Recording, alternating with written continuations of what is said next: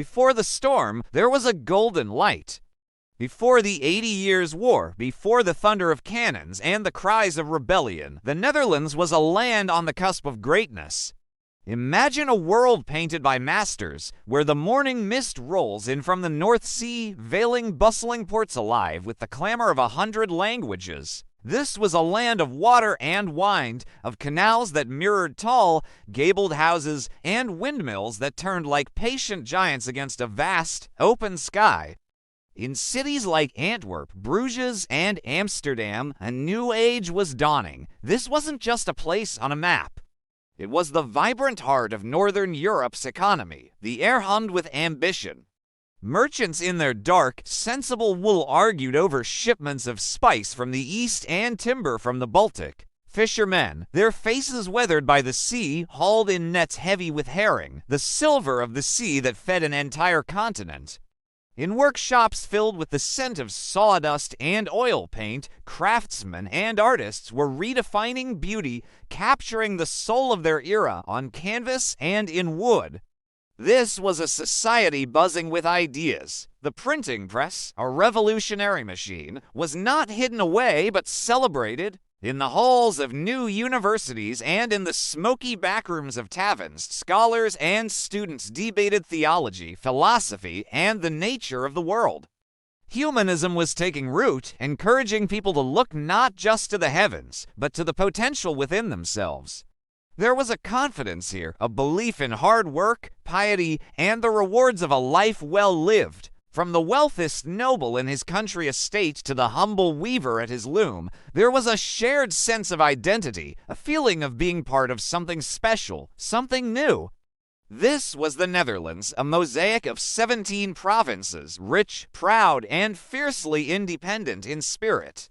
But this golden light cast a long shadow. For all its apparent freedom, the Netherlands was not its own master. This vibrant land was a possession, a jewel in the sprawling crown of the Spanish Habsburg Empire, ruled from a distant, sun-scorched palace by the most powerful man in the world, King Philip II of Spain. Philip was a man of unwavering faith and iron will. He saw the Netherlands not as a partner, but as a resource. A source of immense wealth to fund his global ambitions and his endless wars. And he saw its burgeoning intellectual freedom not as a strength, but as a dangerous heresy. Slowly, almost imperceptibly at first, the grip began to tighten. New, crushing taxes were levied, draining the wealth from the very merchants and craftsmen who created it. The money flowed out of the bustling ports of the Netherlands and into the coffers of the Spanish crown, paying for soldiers and ships that the Dutch people would never see. The vibrant commerce that was the lifeblood of the provinces began to feel the strain. The sense of prosperity, once taken for granted, was now tinged with resentment. But Philip's crusade was not just for gold, it was for souls.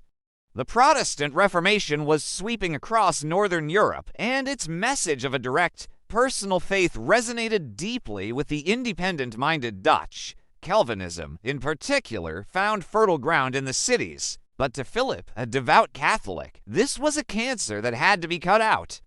He unleashed the Inquisition, a feared institution designed to enforce religious orthodoxy. Spanish priests and officials arrived, their purpose clear: to hunt down heretics and extinguish the flames of reform. The charge of heresy could lead to the confiscation of property, public humiliation, and a brutal, fiery death at the stake. The atmosphere of open debate that had once defined the Netherlands began to curdle into one of fear and suspicion. Neighbors started to eye each other with distrust. A careless word could mean disaster.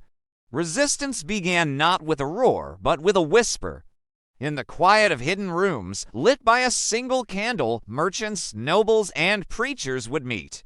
They spoke in hushed tones of ancient charters and privileges, of their rights being trampled by a foreign king. They were torn, caught between their sworn loyalty to their sovereign and their allegiance to their conscience and their communities. Was it possible to serve both God and a king who demanded they betray their beliefs? Underground, the revolution of ideas continued. Secret printing presses, hidden in cellars and barns, churned out forbidden pamphlets and translations of the Bible. These pages, passed from hand to hand under the cover of darkness, spread the seeds of dissent. They argued that a ruler who acted like a tyrant forfeited his right to rule. It was a radical, dangerous idea, but it was taking hold. In the cobbled streets, the sight of Spanish soldiers became more common. Their disciplined patrols were a constant, intimidating reminder of who was in charge. Their presence was a friction, a grating of Spanish steel against Dutch stone, and with every step, the resentment grew. The Dutch nobility were caught in the center of the storm. Men like William of Orange, once a trusted confidant of Philip's father, found themselves in an impossible position. They were men of immense wealth and influence, deeply connected to the land and its people. They tried to mediate, to reason with the Spanish governors, to plead for moderation. But their appeals fell on deaf ears in Madrid. The king's resolve was absolute. There would be no compromise on matters of faith or royal authority. The tension became a palpable thing, a weight in the air. It was in the nervous glances exchanged in the marketplace, in the sudden silence when a Spanish patrol passed a tavern, in the prayers whispered in secret Protestant gatherings. The land of bustling commerce and intellectual curiosity was becoming a land of fear and simmering anger. The people who had built this prosperous society, who believed in order, hard work, and fairness, were being pushed to the edge. The fabric of their world was tearing. The breaking point was inevitable. A wave of iconoclasm, the Beeldenstorm, swept through the provinces. Mobs, enraged by the persecution and the wealth displayed in Catholic churches, stormed monasteries and cathedrals, smashing statues and defacing altars. It was an explosion of pent-up fury, a violent rejection of the old authority.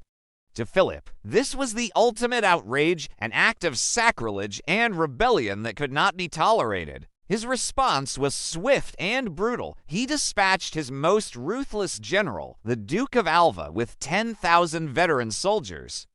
The Iron Duke arrived with a mandate to crush the rebellion with blood and fire. The stage was now set. The time for whispers was over. The quiet resistance had to find its voice or be silenced forever. The Netherlands, a land that had been entering its golden age, was now standing at the precipice of one of the longest and most transformative wars in European history. A war for faith, for freedom, and for the very soul of a nation. The revolt had begun. Thank you for watching. If you found this journey into the past compelling, please like this video, subscribe to our channel for more stories from history, and hit the notification bell so you never miss an update. We'll see you next time.